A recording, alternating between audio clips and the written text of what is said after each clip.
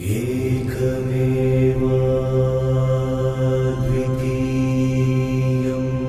ಗುರುಭ್ಯೋ ನಮಃ. ಗುರುರ್ಬ್ರಹ್ಮ ಗುರುರ್ವಿಷ್ಣು ಗುರುರ್ದೇವೋ ಮಹೇಶ್ವರಃ. ಗುರುಃ ಸಾಕ್ಷಾತ್ ಪರಂ ಬ್ರಹ್ಮ ತಸ್ಮೈ ಶ್ರೀ ಗುರವೇ ನಮಃ. ಸರ್ವೇಭ್ಯೋ ಋಷಿಭ್ಯೋ ನಮಃ. ಸರ್ವೇಭ್ಯೋ ಶಾಸ್ತ್ರಪ್ರವರ್ತಕೇಭ್ಯೋ ನಮಃ. ನಮಃ ಸೂರ್ಯಾಯ ಚಂದ್ರಾಯ ಮಂಗಳಾಯ ಬುಧಾಯ ಚ ಗುರು ಶುಕ್ರ ಶನಿಭ್ಯಶ್ಚ ರಾಹವೇ ಕೇತವೇ ನಮಃ. ಬಂಧು ಮಿತ್ರರೇ, ನಮ್ಮ ಸನಾತನ ಧರ್ಮದ ವರ್ಷ, ಹೊಸ ವರ್ಷ ಅಂತ ಏನು ನಾವು ಹೇಳ್ತೀವಿ, ಅದು ನಮಗೆ ಯುಗಾದಿ ಚಾಂದ್ರಮಾನ ರೀತಿಯ ಯುಗಾದಿಯಿಂದ ಪ್ರಾರಂಭ ಆಗುತ್ತೆ. ಅಂದರೆ ಚೈತ್ರ ಮಾಸದ ಶುಕ್ಲ ಪಕ್ಷದ ಪ್ರತಿಪತ್ ತಿಥಿಯಿಂದ ಪ್ರಾರಂಭ ಆಗ್ತಕ್ಕಂಥದ್ದು. ಹಾಗಾಗಿ ಈ ಮುಂದೆ ಬರ್ತಕ್ಕಂತಹ ಕ್ರೋಧಿನಾಮ ಸಂವತ್ಸರ ಅಥವಾ ಕ್ರೋಧನ ಅಂತಲೂ ಕೂಡ ಕರೀತಾರೆ ಅದನ್ನ, ಕ್ರೋಧಿನಾಮ ಸಂವತ್ಸರ ಯಾವಾಗ ಪ್ರಾರಂಭ ಆಗತ್ತೆ ಅನ್ನೋದನ್ನ ನಾವು ನೋಡಕ್ ಹೋಯ್ತು ಅಂದ್ರೆ ಏಪ್ರಿಲ್ 9ನೇ ತಾರೀಕು ಮಂಗಳವಾರದ ದಿನ ಆಚರಣೆ ಮಾಡಬೇಕಾಗತ್ತೆ ನಾವು.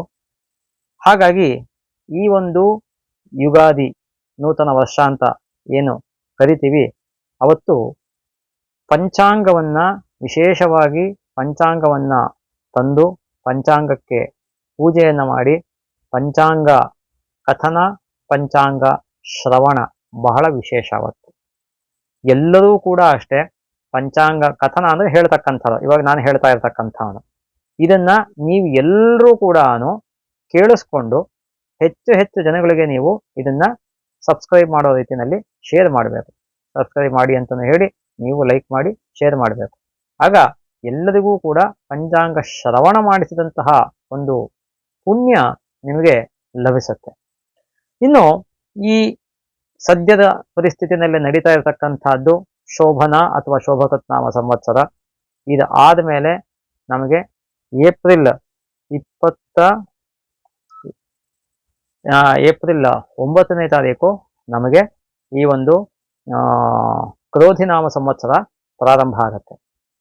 ಈ ಕ್ರೋಧಿನಾಮ ಸಂವತ್ಸರದ ಫಲ ಏನಿದೆ ಅನ್ನೋದನ್ನ ಶಾಸ್ತ್ರಗಳಲ್ಲಿ ಮೂಲ ಗ್ರಂಥಗಳನ್ನ ನನ್ನ ಹತ್ರ ನಾನು ಇಟ್ಕೊಂಡಿರ್ತಕ್ಕಂತಹ ಕೆಲವು, ಯಾಕೆಂದ್ರೆ ಒಂದು 3-4 ಮೂಲ ಗ್ರಂಥಗಳನ್ನ ಇಟ್ಕೊಂಡಿದ್ದೀನಿ. ಆ ಮೂಲ ಗ್ರಂಥಗಳಲ್ಲಿ ನಾವು ನೋಡಿದಾಗ ಅದರ ಫಲ ಸುಮಾರು ಗ್ರಂಥಗಳಲ್ಲಿ ಕೆಲವು ವಿಚಾರದಲ್ಲಿ ಒಂದೇ ತರ ಫಲ ಇದೆ. ಒಂದೊಂದನ್ನೇ ನಾನು ಈಗ ಹೇಳ್ಕೊಂಡು ಹೋಗ್ತೀನಿ, ಅದನ್ನ ತಾವುಗಳೆಲ್ಲರೂ ಕೂಡ ಗಮನ ಇಟ್ಟು ಕೇಳಿಸ್ಕೋಬೇಕಾಗತ್ತೆ. ಮೊದಲನೇದಾಗಿ ಯಾವುದೋ ಒಂದು ಗ್ರಂಥದಲ್ಲಿ ಹೇಳಿರ್ತಕ್ಕಂಥದ್ದು ಏನು ಕ್ರೋಧನ ನಾಮ ಸಂವತ್ಸರ ಅಥವಾ ಕ್ರೋಧಿನಾಮ ಸಂವತ್ಸರದ ಫಲವನ್ನು ನೋಡ್ತು ಅಂದ್ರೆ, ವಿಷಮಸ್ಥಂ ಜಗತ್ಸರ್ವಂ ಕ್ರೋಧ ವ್ಯಾಧಿ ಸಮಾಕುಲಂ ಕ್ರೋಧನೆ ಸ್ವಲ್ಪ ವೃಷ್ಟಿ ಸ್ಯಾತ್ ದೋಷೋತ್ಪತ್ತಿರ್ ವಿಭಾವ್ಯತೆ ಅಂತ ಒಂದು ಶ್ಲೋಕದಲ್ಲಿ ಈ ಕ್ರೋಧಿನಾಮ ಸಂವತ್ಸರದ ಫಲವನ್ನ ಹೇಳಿದ್ದಾರೆ.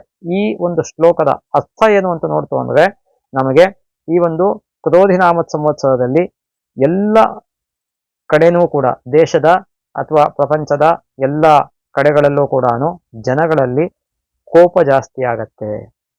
ಮತ್ತೆ ವ್ಯಾಧಿ, ನಾನಾ ರೀತಿಯಾದಂತಹ ಹೊಸ ತರದ ವ್ಯಾಧಿಗಳು ವ್ಯಾಪಕವಾಗಿ ಹರಡತಕ್ಕಂತಹದ್ದು ಅಥವಾ ಉಂಟಾಗ್ತಕ್ಕಂತಹದ್ದು, ಸೃಷ್ಟಿಯಾಗ್ತಕ್ಕಂತಹ ಪಾಸಿಬಿಲಿಟೀಸ್ ಇರುತ್ತೆ.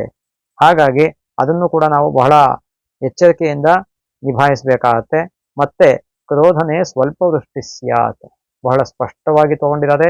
ಬಿಸಿಲು ಜಾಸ್ತಿ ಇರುತ್ತೆ, ಮಳೆ ಬೆಳೆ ಎರಡೂ ಕಡಿಮೆ ಆಗತ್ತೆ. ಸ್ವಲ್ಪ ವೃಷ್ಟಿ, ಮಳೆ ಕಮ್ಮಿ ಅಂದಮೇಲೆ ಬೆಳೆ ಕಮ್ಮಿ ಅನ್ನೋದನ್ನ ನಾನು ಹೇಳ್ಬೇಕಾಗಿಲ್ಲ, ನಿಮಗೆ ಗೊತ್ತಾಗತ್ತೆ. ಅದು ಮಳೆ ಕಮ್ಮಿ ಆಗತ್ತೆ, ಮತ್ತೆ ಬೆಳೆನೂ ಕಮ್ಮಿ ಆಗತ್ತೆ. ದೋಷೋತ್ಪತ್ತಿರ್ ವಿಭಾವ್ಯತೆ, ಜನಗಳಲ್ಲಿ ದೋಷಗಳು ಉಂಟಾಗತ್ತೆ. ಮಾಡಬೇಕಾದ ಕರ್ಮವನ್ನ ಯಾವ ಪಂಗಡಗಳಿಗೆ ಅಥವಾ ಯಾವ ವರ್ಣದವರಿಗೆ ಯಾವ ಕರ್ಮಗಳನ್ನ ಶಾಸ್ತ್ರಗಳು, ಧರ್ಮಶಾಸ್ತ್ರಾದಿಗಳು ವಿಧಿಸಿರುತ್ತೋ ಅದನ್ನ ಜನ ಮಾಡೋದಿಲ್ಲ. ಧರ್ಮಭ್ರಷ್ಟರು ಕರ್ಮಭ್ರಷ್ಟರು ಆಗ್ತಾರೆ. ಹಾಗಾಗಿ ಆದಷ್ಟು ಕೂಡ ನೀವು ಎಲ್ಲರೂ ಕೂಡ ಯಾವುದೇ ರೀತಿಯಾದಂತಹ ಧರ್ಮಭ್ರಷ್ಟರಾಗದೆ, ಕರ್ಮಭ್ರಷ್ಟರಾಗದೆ ಎಲ್ಲರೂ ಕೂಡ ಭಗವಂತನನ್ನ ಸದಾಕಾಲ ಸ್ಮರಿಸ್ಕೊಳ್ತಕ್ಕಂತಹದ್ದು ಬಹಳ ಸೂಕ್ತ ಅನ್ನೋದನ್ನ ಒಂದು ಶಾಸ್ತ್ರ ಗ್ರಂಥದಲ್ಲಿ ಹೇಳುತ್ತೆ. ಇನ್ನೊಂದು ಶಾಸ್ತ್ರ ಗ್ರಂಥವನ್ನು ನಾನು ನೋಡಿದಾಗ ಕ್ರೋಧನಾಮ ಸಂವತ್ಸರದ ಒಂದು ಫಲವನ್ನ ಕ್ರೋಧ್ಯಬ್ದೆ ನಿಖಿಲಾ ಲೋಕಾಹ ಕ್ರೋಧ ಲೋಭ ಪರಾಯಣಾಹ. ಕ್ರೋಧ್ಯಬ್ದೆ ಅಂದ್ರೆ ಅಬ್ದ ಅಂದ್ರೆ ಸಂವತ್ಸರ, ಕ್ರೋಧಿನಾಮ ಸಂವತ್ಸರದಲ್ಲಿ ನಿಖಿಲಾ ಲೋಕಾಹ ಸಮಸ್ತ ಲೋಕದ ಜನರು ಎಲ್ಲರೂ ಕೂಡ, ಇಡೀ ಪ್ರಪಂಚದ ಎಲ್ಲ ಜನಗಳೂ ಕೂಡ ಕ್ರೋಧ ಲೋಭ ಪರಾಯಣಾಹ ಬಹಳ ಕೋಪ ಮತ್ತೆ ದುರಾಸೆ ಇವೆಲ್ಲವನ್ನೂ ಹೊಂದಿರತಕ್ಕಂತಹ ಜನಗಳು ಆಗಿರ್ತಾರೆ. ಮತ್ತೆ ಈತಿ ದೋಷೇಣ ಸತತಂ ಮಧ್ಯ ಸಸ್ಯಾರ್ಘವೃಷ್ಟಯ. ಸೊ ಹಾಗಾಗಿ ಏನಾಗತ್ತೆ ಅಂದ್ರೆ ಈತಿ ಬಾಧೆಗಳು ಉಂಟಾಗತ್ವೆ, ಅಂದ್ರೆ ಯಾವುದೇ ರೀತಿಯಾದಂತಹ ಪ್ರಾಕೃತಿಕ ವಿಕೋಪಗಳು ಉಂಟಾಗ್ತಕ್ಕಂತಹದ್ದು, ನೈಸರ್ಗಿಕ ವಿಕೋಪಗಳು ಉಂಟಾಗ್ತಕ್ಕಂತಹ ಪಾಸಿಬಿಲಿಟೀಸ್ ಇರುತ್ತೆ. ಅದೇ ರೀತಿಯಲ್ಲಿ ಮಧ್ಯ ಸಸ್ಯಾರ್ಘವೃಷ್ಟಯ ಮಳೆ ಬೆಳೆಗಳು ಎಲ್ಲವೂ ಕೂಡ ಬಹಳ ಕಮ್ಮಿ ಆಗತ್ತೆ, ಮಧ್ಯಮ ರೀತಿಯಲ್ಲಿ ಅಂದ್ರೆ ಬಹಳ ಕಮ್ಮಿ ಇರುತ್ತೆ, ಬಿಲೋ ಆವರೇಜ್ ಅಥವಾ ಆವರೇಜ್ ಅಂತ ಹೇಳ್ಬೋದು, ಆ ತರ ಇರುತ್ತೆ. ಹಾಗಾಗಿ ಈ ಕ್ರೋಧಿನಾಮ ಸಂವತ್ಸರದಲ್ಲಿ ಕನ್ನಡದಲ್ಲೂ ಕೊಟ್ಟಿದ್ದಾರೆ ಅವರು, ಕ್ರೋಧಿನಾಮ ಸಂವತ್ಸರದಲ್ಲಿ ಜನರು ಬಹಳ ಕೋಪವುಳ್ಳವರು, ಲೋಭವುಳ್ಳವರು ಆಗುವರು, ಸಸ್ಯಗಳು ಮತ್ತೆ ತೊಂದರೆಗಳಿಂದ ನಾಶವಾಗುವು, ಮಳೆಯು ಸಾಧಾರಣವಾಗಿರುವುದು, ವ್ಯಾಪಾರಸ್ಥರಿಗೆ ಮಧ್ಯಮ ಲಾಭವು ಉಂಟಾಗುತ್ತದೆ. ವ್ಯಾಪಾರಸ್ಥರು ಯಾರಿರ್ತಾರೆ ಅವರಿಗೆ ತುಂಬಾನೇ ಲಾಭ ಯಾವಾಗಲೂ ಅನ್ನೋ ತರ ಇರೋದಿಲ್ಲ. ಈ ಪ್ರಾಫಿಟ್ ಅಂಡ್ ಲಾಸ್ ಅನ್ನೋದು ಫ್ಲಕ್ಚುಯೇಷನ್ ಇರುತ್ತೆ, ಈ ವರ್ಷ ಏರಿಳಿತಗಳು ಇರುತ್ತೆ. ಹಾಗಾಗಿ ವ್ಯಾಪಾರಸ್ಥರು ಕೂಡ ಸ್ವಲ್ಪ ಎಚ್ಚರಿಕೆಯಲ್ಲಿ ಇರ್ತಕ್ಕಂಥದ್ದು ಬಹಳ ಸೂಕ್ತ ಅನ್ನೋದನ್ನ ಇನ್ನೊಂದು ಗ್ರಂಥದಲ್ಲಿ ಹೇಳಿರ್ತಕ್ಕಂಥದ್ದು. ಇನ್ನೂ ಬೇರೆ ಗ್ರಂಥಗಳನ್ನು ನಾವು ನೋಡಕ್ಕೆ ಹೋದಾಗ ಇಲ್ಲಿ ಈ ಪಂಚಾಂಗದ ಲೆಕ್ಕಾಚಾರದಲ್ಲಿ ಹೇಳಬೇಕು ಅಂದ್ರೆ ಈ ಪಂಚಾಂಗದಲ್ಲಿ ಏನು ಕೊಟ್ಟಿದ್ದಾರೆ ಅಂತ ನೋಡ್ತು ಅಂದ್ರೆ ಈ ವರ್ಷದ ರಾಜಾದಿ ನವನಾಯಕ ಫಲವನ್ನ ಹೇಳ್ತೀನಿ ನಾನು ಇವಾಗ. ಈ ವರ್ಷ ಮಂಗಳವಾರ ಯುಗಾದಿ ಪ್ರಾರಂಭ ಆಗತ್ತೆ, ಆದ್ರಿಂದ ರಾಜ ಕುಜ, ಮಂತ್ರಿ ಶನಿ, ಸೇನಾಧಿಪ ಶನಿ, ಸಸ್ಯಾಧಿಪ ಕುಜ, ಧಾನ್ಯಾಧಿಪ ಚಂದ್ರ, ಅರ್ಘಾಧಿಪ ಶನಿ, ಮೇಘಾಧಿಪ ಶನಿ, ರಸಾಧಿಪ ಗುರು, ನೀರಸಾಧಿಪ ಕುಜ, ಕುಶನಾಯಕ ಯಮ. ಇದರ ಫಲವನ್ನು ನೋಡಿದಾಗ ರಾಜಾದಿ ನವನಾಯಕ ಫಲ. ಈ ಕ್ರೋಧಿನಾಮ ಸಂವತ್ಸರದಲ್ಲಿ ಕುಜನು ರಾಜನಾಗಿರುವುದರಿಂದ ಗಾಳಿಯಿಂದ ಹೆಚ್ಚು ಮಾಡಲ್ಪಟ್ಟಂತಹ ಪ್ರಚಂಡವಾದ ಅಗ್ನಿಯು ಗ್ರಾಮ, ಪಟ್ಟಣ, ವನ ಇವುಗಳನ್ನು ವಿಶೇಷವಾಗಿ ದಹಿಸುತ್ತವೆ. ಮೋಡಗಳು ಮಳೆಯನ್ನು ಸುರಿಸುವುದಿಲ್ಲ. ಪದಾರ್ಥಗಳಿಗೆ ಬೆಲೆಯು ಹೆಚ್ಚು ಆಗುತ್ತದೆ. ರಾಜ್ಯದಲ್ಲಿ ಯುದ್ಧವೂ ವೈಮನಸ್ಯವೂ ಉಂಟಾಗುತ್ತದೆ. ಕರೆಕ್ಟಾಗಿ ಅರ್ಥ ಮಾಡ್ಕೋಬೇಕು.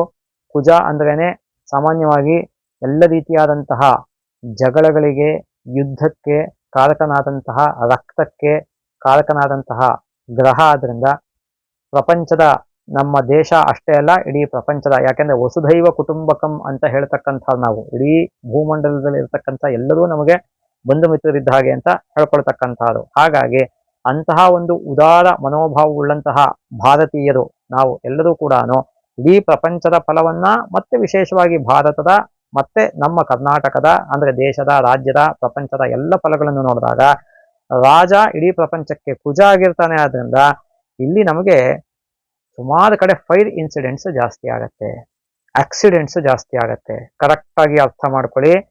ಯಾರ್ಯಾರು ವೆಹಿಕಲ್ಗಳನ್ನ ಓಡಿಸ್ತೀರಾ ಬಹಳ ಎಚ್ಚರಿಕೆಯಿಂದ ವೆಹಿಕಲ್ಗಳನ್ನ ಓಡಿಸ್ತಕ್ಕಂಥದ್ದು ಒಂದು ಸಂವತ್ಸರ ಪರ್ಯಂತ ವಿನಾಕಾರಣ. ಯಾಕೆ ನಿಮ್ಮ ಟೈಮ್ಗಳು ಚೆನ್ನಾಗಿಲ್ಲ ಅಂದ್ರೆ, ಅದನ್ನು ಮುಂದೆ ಹೇಳ್ತೀನಿ ನಾನು, ಟೈಮ್ಗಳು ಚೆನ್ನಾಗಿಲ್ಲ ಅಂದು ಅಂದ್ರೆ ಆಗ್ಲೂ ತೊಂದರೆ ಆಗತ್ತೆ. ಹಾಗಾಗಿ ವೆಹಿಕಲ್ ಆಕ್ಸಿಡೆಂಟ್ಸ್ಗಳಿಗೆ ಕುಜ, ಶನಿ, ರಾಹು ಇವೆಲ್ಲ ಮುಖ್ಯ ಕಾರಕಗಳು. ಹಾಗಾಗಿ ಈ ವರ್ಷ ರಾಜನೇ ಕುಜ ಆಗಿರ್ತಾನೆ. ಆದ್ರಿಂದ ನೀವೆಲ್ಲರೂ ಕೂಡ ಬಹಳ ಎಚ್ಚರಿಕೆಯಿಂದ ವೆಹಿಕಲ್ ಅನ್ನು ಓಡಿಸ್ಬೇಕಾಗತ್ತೆ. Any kind of fire incidents, whether it is in village or town or city or forest, ಅದು ಗ್ರಾಮದಲ್ಲಿ ಹಳ್ಳಿಯನ್ನಲ್ಲಾಗಿರ್ಬೋದು, ಪಟ್ಟಣಗಳಲ್ಲಿ, ನಗರಗಳಲ್ಲಿ, ಮಹಾನಗರಗಳಲ್ಲಿ, ಕಾಡಿನಲ್ಲಿ ಆಗಿರ್ಬೋದು, ಎಲ್ಲೇ ಆದ್ರೂ ನಾವು ಈ ಕಾಳ್ಗಿಚ್ಚು ಅಂತ ನಾವೇನು ಹೇಳ್ತೀವಿ, ಆ ಕಾಳ್ಗಿಚ್ಚು ಆಗ್ತಕ್ಕಂಥ ಪಾಸಿಬಿಲಿಟಿ ಕೂಡ ಇರುತ್ತೆ. ವಿನಾಕಾರಣ ಕಟ್ಟಡಗಳಿಗೆ ಬೆಂಕಿ ಬೀಳ್ತಕ್ಕಂಥ ಪಾಸಿಬಿಲಿಟಿ ಇರುತ್ತೆ. ಇಲ್ಲ ಅಂದ್ರೆ ಮನೆಯಲ್ಲೇ ಸಣ್ಣ ಪುಟ್ಟ ಹೆಂಗಸರುಗಳು ಕೂಡ ಬೆಂಕಿಯ ಅವಘಡಗಳಿಗೆ ತುತ್ತಾಗ್ತಕ್ಕಂಥ ಪಾಸಿಬಿಲಿಟಿ ಇರುತ್ತೆ. ಇವೆಲ್ಲವನ್ನೂ ಕೂಡ ಬಹಳ ಎಚ್ಚರಿಕೆಯಿಂದ ನೋಡ್ಕೋಬೇಕಾಗತ್ತೆ. ಶಸ್ತ್ರಗಳಿಗೂ ಕೂಡ ಕುಜಾನೆ ಆದ್ರಿಂದ ಶಸ್ತ್ರಾಘಾತ, ಒಂದು ಸಣ್ಣ ಮನೆಯಲ್ಲಿ ನಿಂಬೆ ಹಣ್ಣು ತರಕಾರಿನ ಹೆಚ್ಚಬೇಕಾದ್ರೆ ಕುಯ್ಕೊಳ್ತಕ್ಕಂತಹ ಪಾಸಿಬಿಲಿಟಿ ಇರುತ್ತೆ. ಅಲ್ಲಿಂದ ಯುದ್ಧದ ವಾತಾವರಣಗಳು ಸೃಷ್ಟಿಯಾಗ್ತಕ್ಕಂತಹ ಪಾಸಿಬಿಲಿಟೀಸ್ ಇರುತ್ತೆ. ಬಹಳ ಸ್ಪಷ್ಟವಾಗಿ ಅರ್ಥ ಮಾಡ್ಕೊಳ್ಳಿ. ದೇಶಗಳಲ್ಲಿ ಯುದ್ಧ ಆಗ್ತಕ್ಕಂತಹ ಪಾಸಿಬಿಲಿಟೀಸು, ಇಲ್ಲ ದೇಶಗಳ ಮುಖಂಡರು ಯಾರಿರ್ತಾರೆ, ಪ್ರೈಮ್ ಮಿನಿಸ್ಟರು, ಪ್ರೆಸಿಡೆಂಟು, ಇಂಥವರು ವಾಗ್ಯುದ್ಧಗಳಾಗ್ತಕ್ಕಂತಹ ಪಾಸಿಬಿಲಿಟೀಸು, ಜನಗಳಲ್ಲಿ ವಿನಾಕಾರಣ ವೈಮನಸ್ಸು ಉಂಟಾಗ್ತಕ್ಕಂತಹದ್ದು, ಮತ್ತೆ ತಿನ್ನತಕ್ಕಂತಹ ಆಹಾರ ಪದಾರ್ಥಗಳ ಕೊರತೆ ಉಂಟಾಗಿ ಪದಾರ್ಥಗಳಿಗೆ ಬೆಲೆ ಜಾಸ್ತಿ ಆಗತ್ತೆ. ಸುಮಾರು ಪದಾರ್ಥಗಳಿಗೆ ಬೆಲೆ ಜಾಸ್ತಿ ಆಗತ್ತೆ. ಆದ್ರಿಂದ ಇನ್ನು ಮುಂದಕ್ಕೆ ಇವತ್ತಿನ ಪರಿಸ್ಥಿತಿ ನಾನು ಹೇಳ್ತಿರ್ತಕ್ಕಂಥದ್ದು ಇನ್ನು ಎಷ್ಟೋ ವರ್ಷಗಳಾದ್ಮೇಲೆ, ಯಾಕಂದ್ರೆ ನಾನು ಇಲ್ಲದೆ ಇರ್ಬೋದು, ಬಟ್ ನಾನು ಮಾಡ್ತಾ ಇರ್ತಕ್ಕಂತಹ ವಿಡಿಯೋ ಇದ್ದೇ ಇರುತ್ತೆ. ಆದ್ರಿಂದ ನೀವು ತಿಳ್ಕೊಳ್ಳಿ, ಇನ್ನು ಮುಂದಕ್ಕೆ ಸುಮಾರು ವರ್ಷಗಳಾದ್ಮೇಲೆ, ದಶಕಗಳಾದ್ಮೇಲೆ ಜನಗಳ ಹತ್ರ ದುಡ್ಡಿರುತ್ತೆ, ಆದ್ರೆ ತಿನ್ನೋದಕ್ಕೆ ಫುಡ್ ಇರಲ್ಲ. ಅರ್ಥ ಮಾಡ್ಕೊಳ್ಳಿ, ದುಡ್ಡಿದೆ ನಿಮ್ಮ ಹತ್ರ, ಆದ್ರೆ ತಿನ್ನಕ್ ಫುಡ್ ಇಲ್ಲ. ಆ ತರ ಪರಿಸ್ಥಿತಿ ನಿರ್ಮಾಣ ಆಗ್ತಕ್ಕಂತಹ ಪಾಸಿಬಿಲಿಟಿ ಇದೆ. ಜನಗಳ ಪಾಪ್ಯುಲೇಷನ್ ಹೀಗೇನೆ ಬೆಳೀತಾ ಹೋಯ್ತು ಅಂದ್ರೆ ತುಂಬಾನೇ ಅಭಾವ ಆಗತ್ತೆ. ಅದು ಕೂಡ ನಾವು ಗಮನಿಸಬೇಕಾದಂತಹ ಅಂಶ ಆಗಿರುತ್ತೆ. ಅದೇ ರೀತಿಯಲ್ಲಿ ನಮಗೆ ಶನಿಯು ಮಂತ್ರಿಯಾಗಿರೋದ್ರಿಂದ ಭೂಮಿಯಲ್ಲಿ ಬೆಳೆ ಕಡಿಮೆಯಾಗುತ್ತದೆ. ನೋಡಿ, ಎಲ್ಲ ಕಡೆ ನಮಗೆ ಅದೇ ಬರ್ತಾ ಇರ್ತಕ್ಕಂಥದ್ದು. ಮಳೆಯೂ ಕೂಡ ಕಡಿಮೆಯಾಗುತ್ತದೆ, ಮಳೆನೂ ಕಮ್ಮಿ ಆಗತ್ತೆ, ಬೆಳೆನೂ ಕಮ್ಮಿ ಆಗತ್ತೆ. ಮತ್ತೆ ಅಂತರಿಕ್ಷವು ಮೇಘಾಚ್ಛಾದಿತವಾಗಿ ಕಾಂತಿಹೀನವಾಗಿರುವುದು. ಮೋಡ ಇರತ್ತೆ, ಆದ್ರೆ ಚಲಿಸತ್ತೆ ಅಷ್ಟೇ. ಮೋಡ ಇದ್ದ ಕಡೆ ಇತ್ತು ಅಂದ್ರೆ ಮಳೆ ಸುರಿಸತ್ತೆ, ಇಲ್ಲ ಅದು ಹಾಗೆ ಫ್ಲಕ್ಚುಯೇಷನ್ ಆಗಿ ಮುಂದಕ್ಕೆ ಹೊರಟೋಗತ್ತೆ.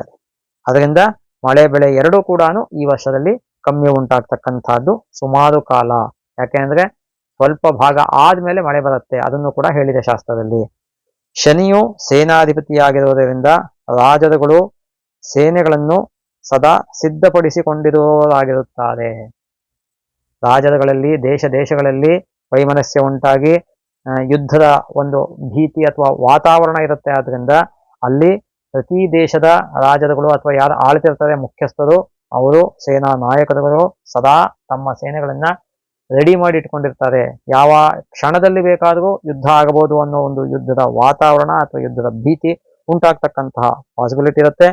ಪ್ರಜೆಗಳು ಅಧರ್ಮ ಪ್ರವರ್ತಕರಾಗಿರುತ್ತಾರೆ. ನಾನು ಈ ಹಿಂದೆ ಕೂಡ ಹೇಳಿದೆ ಇದನ್ನ.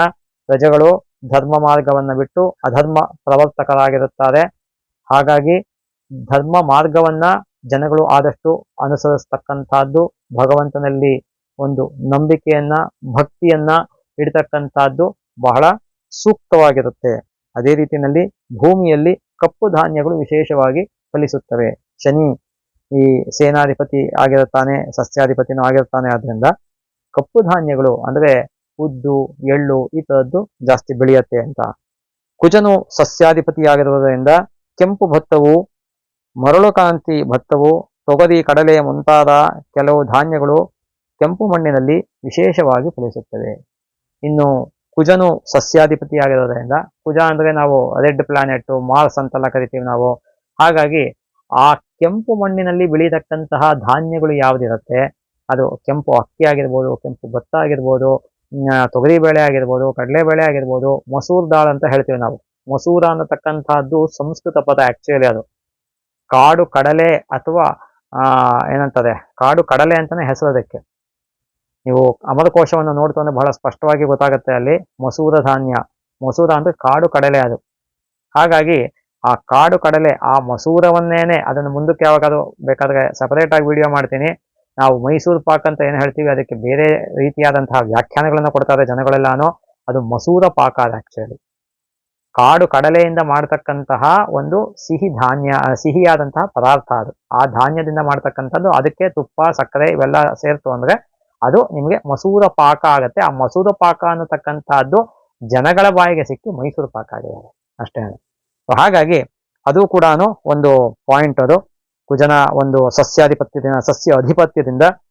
ಮತ್ತೆ ಚಂದ್ರನು ಧಾನ್ಯಾಧಿಪತಿಯಾಗಿರುವುದರಿಂದ, ಈ ವರ್ಷಕ್ಕೆ ಧಾನ್ಯಾಧಿಪತಿ ಚಂದ್ರ ಆಗಿರ್ತಾನೆ. ಆದ್ದರಿಂದ ಗೋವುಗಳು ಸಮೃದ್ಧಿಯಾಗಿ ಹಾಲನ್ನು ಕೊಡುತ್ತವೆ. ಯಾವತ್ತೂ ಕೂಡ ಚಂದ್ರ, ಕೃಷ್ಣ, ಶುಕ್ರ, ಗುರು ಇವುಗಳು ನಾಯಕರಾಯಿತು ಅಂದ್ರೆ ಆಗ ದೇಶದಲ್ಲಿ ಸುಭಿಕ್ಷತೆ ಉಂಟಾಗತ್ತೆ. ಹಾಗಾಗಿ ಹಸುಗಳು ಹೆಚ್ಚಾಗಿ ಸಮೃದ್ಧವಾಗಿ ಹಾಲನ್ನು ಕೊಡುತ್ತವೆ. ಪ್ರಜೆಗಳು ಸ್ವಲ್ಪ ಕಾಲ ಆರೋಗ್ಯವಾಗಿ ಇರುತ್ತಾರೆ. ಬಹಳ ಕಾಲ ಅಲ್ಲ. ಮಳೆ ಚೆನ್ನಾಗಿ ಸುಭಿಕ್ಷವಾಗಿ ಸ್ವಲ್ಪ ಕಾಲ ಉಂಟಾಗುತ್ತದೆ. ಸ್ಟಾರ್ಟಿಂಗ್ ಅಲ್ಲಿ ಸ್ವಲ್ಪ ಕಷ್ಟ ಆದರೂ ಕೂಡ ಅನಂತರದ ಕಾಲಗಳಲ್ಲಿ ಮಳೆ ಉಂಟಾಗ್ತಕ್ಕಂತಹ ಪಾಸಿಬಿಲಿಟಿ ಇದೆ. ಶನಿಯು ಅರ್ಘಾಧಿಪತಿಯಾಗಿರುವುದರಿಂದ ಮಳೆಯಾಗುತ್ತದೆ. ಕಳ್ಳರ ಬಾಧೆಯು, ಅಗ್ನಿ ಭಯವು, ಕ್ಷಾಮ ಬಾಧೆಯು ಉಂಟಾಗುತ್ತದೆ. ಈ ಶನಿ ಅರ್ಘಾಧಿಪತಿಯಾಗಿರೋದ್ರಿಂದ ಕಳ್ಳರ ಬಾಧೆ ಜಾಸ್ತಿ. ಎಲ್ಲ ಕಡೆ ಚೋರತನ, ಕಳ್ಳತನ ಉಂಟಾಗ್ತಕ್ಕಂಥದ್ದು, ಅಗ್ನಿ ಅವಘಡಗಳು, fire incidents, any kind of all kinds of fire incidents, ಕ್ಷಾಮ ಬಾಧೆ, ಬರ ಉಂಟಾಗತ್ತೆ, ಡ್ರಾಟ್, ಎಲ್ಲ ಕಡೆ ನೀರಿಗೆ ಹಾಹಾಕಾರ ಆಗಿ ಕುಡಿಯೋ ನೀರೇ. ದಯವಿಟ್ಟು ನಾನು ಈ ಒಂದು ವಿಡಿಯೋ ಮುಖಾಂತರ ನಮ್ಮ ಎಲ್ಲ ಶ್ರೋತೃಗಳಿಗೂ ಕೇಳಿಸ್ಕೊಳ್ತಾ ಇರ್ತಕ್ಕಂಥವ್ರಿಗೂ ಹೇಳೋದೇನು ಅಂದ್ರೆ, ನೀರನ್ನು ದಯವಿಟ್ಟು ಹಿತಮಿತವಾಗಿ ಬಳಸಿ. ಎಷ್ಟು ಅಗತ್ಯ ಇರುತ್ತೋ ಅಷ್ಟನ್ನು ಮಾತ್ರ ಬಳಸಿ. ಯಾಕೆ ಅಂದ್ರೆ ನೀವು 1 ಲೀಟರ್ ನೀರು ಚೆಲ್ಲೋ ಅಂಥದ್ದು ಎಷ್ಟೋ ದಿನಕ್ಕೆ, 1 ದಿನಕ್ಕೆ ಅದು ಫುಡ್ ಆಗಿರುತ್ತೆ. ಅದಕ್ಕೋಸ್ಕರನೇ ನೀರನ್ನ ಆದಷ್ಟು ಈ ವಾಟರ್ ಬಾಟಲ್ಸ್ ಅಂತ ಏನು ಬರುತ್ತೆ ಅದನ್ನ ಕಮ್ಮಿ ಮಾಡಿ, ನೀವೇ ನಿಮ್ಮ ಒಂದು ಬಾಟಲನ್ನ, ಸ್ಟೀಲಿಂದ ಬಾಟಲನ್ನ, ಯಾಕಂದ್ರೆ ಪ್ಲಾಸ್ಟಿಕ್ ಅನ್ನ ಬಳಸೋದು ನಿಷೇಧ, ಆರೋಗ್ಯಕ್ಕೂ ಹಾನಿಕರ ಆದ್ರಿಂದ ಪ್ಲಾಸ್ಟಿಕ್ ವಾಟರ್ ಬಾಟಲ್ಸ್ಗಳನ್ನ ಆದಷ್ಟು ಕಮ್ಮಿ ಮಾಡಿ, ಸ್ಟೀಲ್ ವಾಟರ್ ಬಾಟಲ್ಸ್ಗಳನ್ನ ಅಥವಾ ಕಾಪರ್ ವಾಟರ್ ಬಾಟಲ್ಸ್ಗಳನ್ನ ಇಂಥದನ್ನ ನೀವೇ ಸ್ವತಃ ಕ್ಯಾರಿ ಮಾಡತಕ್ಕಂಥದ್ದು ಸೂಕ್ತ. ನಿಮ್ಮ ಮನೆಯಿಂದನೇ ನೀರನ್ನು ಆದಷ್ಟು ತಗೊಂಡೋಗಿ, ನೀವು ನೀರನ್ನು ಕ್ಯಾರಿ ಮಾಡಿದಾಗ ನೀರಿನ ಮಹತ್ವ ಕೂಡ, ಅದರ ಭಾರ ನಿಮಗೆ ಇರುತ್ತೆ ನಿಮ್ಮ ಮೇಲೆ, ಅದರಿಂದ ಅದರ ಮಹತ್ವನೂ ಕೂಡ ಗೊತ್ತಾಗುತ್ತೆ ನಿಮಗೆ.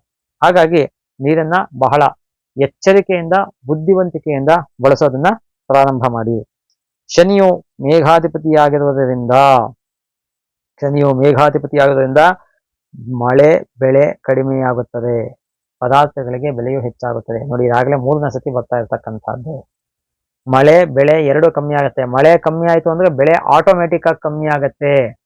ಬೆಳೆ ಯಾವಾಗ ಕಮ್ಮಿ ಆಗತ್ತೆ, ಪದಾರ್ಥಗಳ ಬೆಲೆ, ನಾವು ನಿತ್ಯ ಬಳಸ್ತಕ್ಕಂತಹ ಪದಾರ್ಥಗಳ ಬೆಲೆ ಗಗನಕ್ಕೇರ್ತಕ್ಕಂತಹ ಪಾಸಿಬಿಲಿಟಿ ಇರುತ್ತೆ. ಹೂವು, ಹಣ್ಣು, ತರಕಾರಿಗಳು ಕೂಡ ರೇಟ್ ರೈಸ್ ಆಗತ್ತೆ. ಬಹಳ ಸ್ಪಷ್ಟವಾಗಿ ನಿಮ್ಗೆ ಅರ್ಥವಾಗೋ ರೀತಿಯಲ್ಲಿ ಹೇಳಬೇಕು ಅಂದ್ರೆ, ಪ್ರತಿನಿತ್ಯ ಬಳಸ್ತಕ್ಕಂತಹ ಅಡುಗೆಗೆ ಬೇಕಾಗಿರ್ತಕ್ಕಂತಹ ಪದಾರ್ಥಗಳು, ಧಾನ್ಯಗಳು ಎಲ್ಲವೂ ಕೂಡ, ಮತ್ತೆ ಸಾಂಬಾರ ಪದಾರ್ಥಗಳು, ಜೊತೆಗೆ ಹೂವು, ಹಣ್ಣು, ತರಕಾರಿ ಇಂಥದ್ದು ಏನಿರುತ್ತೆ ಇದರ ಒಂದು ಬೆಲೆನೂ ಕೂಡ ಜಾಸ್ತಿ ಆಗ್ತಕ್ಕಂಥದ್ದು. ಅದೆಲ್ಲವೂ ಕೂಡ ಜಾಸ್ತಿ ಆಗ್ತಕ್ಕಂಥದ್ದು. ಮತ್ತೆ ಖಂಡವೃಷ್ಟಿ ಉಂಟಾಗುತ್ತದೆ. ಸ್ವಲ್ಪ ಸ್ವಲ್ಪ ಭಾಗಗಳಲ್ಲಿ ಕೆಲವು ಕಡೆ ಅತಿವೃಷ್ಟಿ ಆಗುತ್ತೆ, ಕೆಲವು ಕಡೆ ಅನಾವೃಷ್ಟಿ ಆಗುತ್ತೆ. ಮಳೆ ಎಲ್ಲ ಕಡೆ ಸಮನಾಗಿ ಒಂದೇ ತರ ಬರೋದಿಲ್ಲ, ಅಥವಾ ಎಲ್ಲಾ ಕಡೆನೂ ಕ್ಷಾಮ ಇರೋದಿಲ್ಲ. ಖಂಡವೃಷ್ಟಿ ಅಂದ್ರೆ ಸ್ವಲ್ಪ ಸ್ವಲ್ಪ ಭಾಗಗಳಲ್ಲಿ ಮಳೆ ಜಾಸ್ತಿ ಆಗ್ತಕ್ಕಂಥದ್ದು.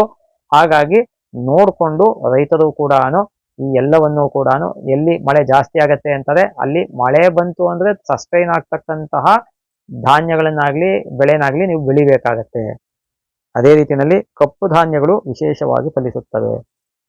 ಕಪ್ಪು ಧಾನ್ಯಗಳು ಅಂದ್ರೆ ಸಾಮಾನ್ಯವಾಗಿ ಉದ್ದು, ಎಳ್ಳು ಇಂಥದ್ದು ವಿಶೇಷವಾಗಿ ಫಲಿಸುತ್ತೆ. ಗುರುವು ರಸಾಧಿಪತಿಯಾಗಿರುವುದರಿಂದ ಎಲ್ಲ ಸಸ್ಯಗಳು, ವೃಕ್ಷಗಳು ಚೆನ್ನಾಗಿ ಬೆಳೆಯುತ್ತವೆ. ಗುರು ಈ ವರ್ಷಕ್ಕೆ ಸಸ್ಯಾಧಿಪತಿಯಾಗಿರುವುದರಿಂದ ಕೆಲವು ಜಾತಿಯ ವೃಕ್ಷಗಳೇ ಆಗಲಿ, ಸಸ್ಯಗಳೇ ಆಗಲಿ, ಇವೆಲ್ಲವೂ ಕೂಡ ಚೆನ್ನಾಗಿ ಬೆಳೆಯುತ್ತೆ. ಮತ್ತೆ ಪ್ರಜೆಗಳು ಕೂಡ ಗುರುವು ರಸಾಧಿಪತಿಯಾಗಿರುವುದರಿಂದ ಸ್ವಲ್ಪ ಕಾಲ ಆರೋಗ್ಯದಿಂದ ಇರುತ್ತಾರೆ. ಕುಜನು ನೀರಸಾಧಿಪತಿಯಾಗಿರುವುದರಿಂದ ಚಂದನ, ಅಗುರು, ಕಸ್ತೂರಿ, ಹವಳ, ಕೆಂಪು ಬಟ್ಟೆ ಇವುಗಳು ಅಭಿವೃದ್ಧಿಯಾಗಿ ಇವುಗಳ ಬೆಲೆಯು ಕಡಿಮೆಯಾಗುತ್ತದೆ. ಕುಜನು ನೀರಸಾಧಿಪತಿಯಾಗುವುದರಿಂದ ಅಗರು, ಕಸ್ತೂರಿ, ಚಂದನ ಅಂದ್ರೆ ಸುಗಂಧ ದ್ರವ್ಯಗಳನ್ನ ಯಾರು ಬಳಸ್ತಾರೆ ಅದರ ಪದಾರ್ಥಗಳ ಬೆಲೆ ಸ್ವಲ್ಪ ಕಮ್ಮಿ ಆಗ್ತಕ್ಕಂಥದ್ದು. ಕೆಂಪು ಧಾನ್ಯಗಳ ಬೆಲೆ ಸ್ವಲ್ಪ ಮಟ್ಟಿಗೆ ಕಮ್ಮಿ ಆಗ್ತಕ್ಕಂಥದ್ದು. ಇವೆಲ್ಲವೂ ಕೂಡ ಉಂಟಾಗತ್ತೆ. ಯಮನು ಪಶುನಾಯಕನಾಗಿರುವುದರಿಂದ ಪದಾರ್ಥಗಳಿಗೆ ಬೆಲೆಯು ಹೆಚ್ಚಾಗುತ್ತದೆ. ಪಶುನಾಯಕ ಯಮ ಆಗಿದ್ದಾನೆ, ಆದ್ದರಿಂದ ಸಾಮಾನ್ಯವಾಗಿ ಕೆಲವು ಸತಿ ಪಶುನಾಯಕ ಕೃಷ್ಣ ಆಗಿರ್ತಾನೆ. ಕೃಷ್ಣ ಆಗಿತ್ತು ಅಂದ್ರೆ ಮಳೆ ಬೆಳೆಗಳು ಚೆನ್ನಾಗಾಗತ್ತೆ, ಗೋವುಗಳು ಚೆನ್ನಾಗಿ ಸುಭಿಕ್ಷವಾಗಿರುತ್ತೆ, ಎಲ್ಲ ಆಗತ್ತೆ. ಆದ್ರೆ ಈ ಸತಿ ಯಮ ಆದ್ರಿಂದ ಪದಾರ್ಥಗಳಿಗೆ ಬೆಲೆ ಹೆಚ್ಚಾಗತ್ತೆ, ಮಳೆ ಕಡಿಮೆಯುಂಟಾಗುತ್ತದೆ, ಪಶುಗಳಿಗೆ ಮೇವಿನ ಕೊರತೆಯುಂಟಾಗುತ್ತದೆ. ಮೇವಿನ ಕೊರತೆಯುಂಟಾಗಿ ಪಶುಗಳು ಅಂದ್ರೆ ಹಸುವು ಸ್ವಲ್ಪ ಹಾಲು ಕೊಡುತ್ತವೆ, ಪಶುಗಳಿಗೆ ಪೀಡೆಯುಂಟಾಗುತ್ತದೆ, ಹಸುಗೆ ಹೆಚ್ಚು ತೊಂದರೆ ಉಂಟಾಗ್ತಕ್ಕಂಥದ್ದಿದೆ. ದಯವಿಟ್ಟು ಹಸುವಿಗೆ ಯಾರೂ ಕೂಡ ತೊಂದರೆಯನ್ನ ಆದಷ್ಟು ಕೊಡಬೇಡಿ.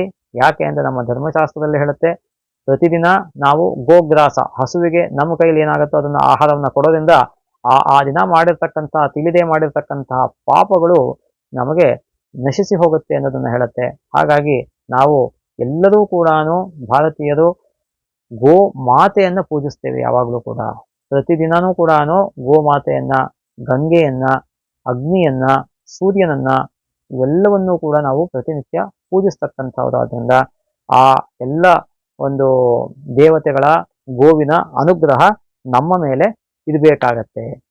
ಇನ್ನು ಈ ಆಯವ್ಯಯ ವಿಚಾರ, 12 ರಾಶಿಯವರೆಗೂ ಕೂಡ ಆದಾಯ, ಇನ್ಕಮ್ಮು, ಎಕ್ಸ್ಪೆಂಡಿಚರ್ ಯಾವ ತರ ಇರುತ್ತೆ, ಆರೋಗ್ಯ, ಅನಾರೋಗ್ಯ ಯಾವ ತರ ಇರುತ್ತೆ, ರಾಜಪೂಜಾ, ರಾಜಕೋಪ ಅಂದ್ರೆ ನೀವು ಎಷ್ಟು ಸೌಮ್ಯವಾಗಿರ್ತೀರ, ಎಷ್ಟು ಕೋಪವಾಗಿರ್ತೀರ ಅನ್ನೋದನ್ನ ಪರ್ಸೆಂಟೇಜ್ ವೈಸ್ ಅಲ್ಲಿ ಹೇಳ್ತಾರೆ ಅವರು. ಸುಖ ಎಷ್ಟಿರುತ್ತೆ, ದುಃಖ ಎಷ್ಟಿರುತ್ತೆ ಅನ್ನೋದನ್ನು ಪರ್ಸೆಂಟೇಜ್ ವೈಸ್ ಅಲ್ಲಿ ಹೇಳ್ತಾರೆ. ನಿಧಾನವಾಗಿ ಹೇಳ್ತೀನಿ, ಒಂದೇ ಸತಿ ಹೇಳ್ತೀನಿ, ಸಮಯದ ಅಭಾವ ಇರುತ್ತೆ, ಅದರಿಂದ ಕರೆಕ್ಟ್ ಆಗಿ ಕೇಳಿಸ್ಕೊಂಡು ಹೋಗಿ. ಮೇಷ ವೃಶ್ಚಿಕ ರಾಶಿಗಳಿಗೆ ಅಂದ್ರೆ ಮೇಷ ಮತ್ತು ವೃಶ್ಚಿಕ ರಾಶಿಗಳಿಗೆ ಆದಾಯ 8, ವ್ಯಯ 14, ಆರೋಗ್ಯ 2, ಅನಾರೋಗ್ಯ 3, ರಾಜಪೂಜಾ 5, ರಾಜಕೋಪ 6, ಸುಖ 3, ದುಃಖ 3. ವೃಷಭ ಮತ್ತೆ ತುಲಾ ರಾಶಿಯವರಿಗೆ ಆದಾಯ 2, ವ್ಯಯ 8, ಆರೋಗ್ಯ 6, ಅನಾರೋಗ್ಯ 4, ರಾಜಪೂಜಾ 5, ರಾಜಕೋಪ 2, ಸುಖ 6, ದುಃಖ 3. ಮಿಥುನ ಮತ್ತೆ ಕನ್ಯಾ ರಾಶಿಯವರಿಗೆ ಆದಾಯ 5, ವ್ಯಯ 5, ಆರೋಗ್ಯ 1, ಅನಾರೋಗ್ಯ 1, ರಾಜಪೂಜಾ 4, ರಾಜಕೋಪ 2, ಸುಖ 6, ದುಃಖ 3. ಕರ್ಕಾಟಕ ರಾಶಿಯವರಿಗೆ ಆದಾಯ 5, ವ್ಯಯ 11, ಆರೋಗ್ಯ 5, ಅನಾರೋಗ್ಯ 1, ರಾಜಪೂಜಾ 2, ರಾಜಕೋಪ 6. ಕರ್ಕಾಟಕ ರಾಶಿಯವರಿಗೆ ಈ ವರ್ಷ ಕೋಪ ಸ್ವಲ್ಪ ಜಾಸ್ತಿ ಇರುತ್ತೆ. ಸುಖ 3, ಸುಖ 6, ದುಃಖ 3. ಸಿಂಹ ರಾಶಿಯವರಿಗೆ ಆದಾಯ 2, ವ್ಯಯ 14. ಆದಾಯಕ್ಕಿಂತ ಇನ್ಕಮ್ಗಿಂತ ಎಕ್ಸ್ಪೆಂಡಿಚರ್ ಜಾಸ್ತಿ ಇರುತ್ತೆ, ಅದರಿಂದ ಸ್ವಲ್ಪ ಎಚ್ಚರಿಕೆಯಿಂದ ಖರ್ಚು ಮಾಡ್ತಕ್ಕಂಥದ್ದು ಸೂಕ್ತ. ಆರೋಗ್ಯ 3, ಅನಾರೋಗ್ಯ 0, ರಾಜಪೂಜಾ 5, ರಾಜಕೋಪ 6, ಸುಖ 3, ದುಃಖ 3. ಧನಸ್ಸು ಮತ್ತು ಮೀನರಾಶಿಯವರಿಗೆ ಆದಾಯ 11, ವ್ಯಯ 5, ಆರೋಗ್ಯ 0, ಅನಾರೋಗ್ಯ 4. ಆರೋಗ್ಯವನ್ನು ಬಹಳ ಚೆನ್ನಾಗಿ ನೋಡ್ಕೋಬೇಕಾಗತ್ತೆ ಧನಸ್ಸು ಮತ್ತೆ ಮೀನರಾಶಿಯವರು. ಯಾಕೆ ಅಂದ್ರೆ ಆರೋಗ್ಯ 0 ಅಂತ ಇದೆ, ಅನಾರೋಗ್ಯ 4 ಅಂತ ಇದೆ. ರಾಜಪೂಜಾ 4, ರಾಜಕೋಪ 2, ಸುಖ 6, ದುಃಖ 3. ಮಕರ ಮತ್ತೆ ಕುಂಭರಾಶಿಯವರಿಗೆ ಆದಾಯ 14, ವ್ಯಯ 14, ಆರೋಗ್ಯ 1, ಅನಾರೋಗ್ಯ 6. ಆರೋಗ್ಯವನ್ನ ಚೆನ್ನಾಗಿ ನೋಡ್ಕೋಬೇಕಾಗತ್ತೆ ಮಕರ ಮತ್ತೆ ಕುಂಭರಾಶಿಯವರು. ರಾಜಪೂಜಾ 5, ರಾಜಕೋಪ 6, ಸುಖ 3, ದುಃಖ 3. ಇನ್ನು ಬಹಳ ಸ್ಥೂಲವಾಗಿ ನಾವು ಯಾವ ಯಾವ ಒಂದು ಗ್ರಹಗಳ ಬದಲಾವಣೆ ಆಗತ್ತೆ ಅನ್ನೋದನ್ನ ನಾವು ನೋಡಕ್ ಹೋಯ್ತು ಅಂದ್ರೆ, ಮೊದಲನೇದಾಗಿ ನಮಗೆ ಮೇ 1ನೇ ತಾರೀಕು ಬೃಹಸ್ಪತಿ ಅಂದ್ರೆ ಜುಪಿಟರ್ ಗುರುಗ್ರಹ ಬದಲಾವಣೆ ಆಗ್ತಾ ಇದೆ. ಯಾವಾಗ ಅಂದ್ರೆ ಮಧ್ಯಾಹ್ನ 1:45 2 ಗಂಟೆ ಒಳಗೆ ಬದಲಾವಣೆ ಆಗತ್ತೆ. ಸರಿ ಸುಮಾರು 19:52 ಅಂತ ತಗೊಂಡಿದ್ದಾರೆ.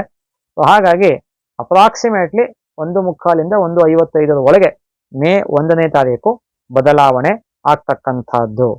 ಈ ಗುರುಗ್ರಹ ಏನು ಬದಲಾವಣೆ ಆಗತ್ತೆ ಮೇಷರಾಶಿಯಿಂದ ವೃಷಭ ರಾಶಿಗೆ, ಅಲ್ಲೂ ಕೂಡ ಧಾರ್ಮಿಕ ವಿಚಾರಗಳಲ್ಲೂ ಕೂಡ ಕೆಲವು ಸತಿ ತೊಂದರೆಗಳು ದೇಶಕ್ಕೆ ಪ್ರಪಂಚಕ್ಕೆ ಉಂಟಾಗ್ತಕ್ಕಂತಹ ಪಾಸಿಬಿಲಿಟಿ ಇರುತ್ತೆ.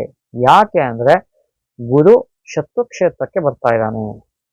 ಶುಕ್ರನ ಒಂದು ಸ್ಥಾನ ಅಂದ್ರೆ ವೃಷಭ ರಾಶಿ ಅಂದ್ರೆ ಶತ್ರು ಕ್ಷೇತ್ರ ಅವನಿಗೆ. ಆದ್ರಿಂದ ಅಲ್ಲಿ ಗುರು ಬಂದಾಗ ಧಾರ್ಮಿಕ ವಿಚಾರಗಳಲ್ಲಿ, ಧಾರ್ಮಿಕ ಮುಖಂಡರುಗಳಿಗೆ, ಅಧ್ಯಾತ್ಮ ಮಾರ್ಗದಲ್ಲಿ ಇರ್ತಕ್ಕಂಥವ್ರಿಗೆ, ಒಂದು ರಿಲಿಜಿಯಸ್ ಫೀಲ್ಡ್ ಅಲ್ಲಿ ಇರತಕ್ಕಂಥವ್ರಿಗೆ, ಈ ಎಲ್ಲ ಜನಗಳಿಗೂ ಕೂಡ ಅಡ್ಮಿನಿಸ್ಟ್ರೇಷನ್ ಸೈಡಲ್ಲೂ ಕೂಡ ದೇಶದ ರಾಜ್ಯದ ವಿಚಾರಗಳಿಗೆ ಬಂದಾಗ ತೊಂದರೆಗಳು ಉಂಟಾಗ್ತಕ್ಕಂತಹ ಪಾಸಿಬಿಲಿಟೀಸು ಇರುತ್ತೆ.